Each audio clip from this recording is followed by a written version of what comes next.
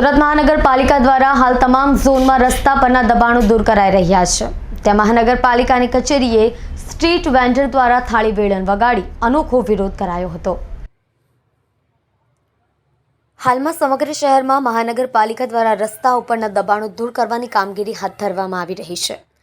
ત્યારે લારી ગલ્લા ચલાવતા ગરીબ લોકોને ભારે હાલાકી ભોગવવાનો વારો આવ્યો છે।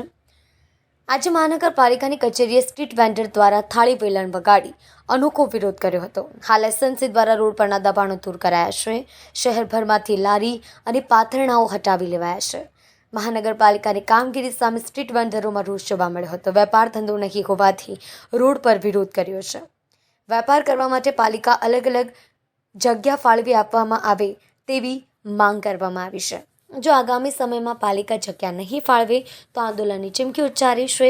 મનપા તાત્કાલિક કોઈ નિર્ણય લે તેવી માંગ કરાઈ રહી છે।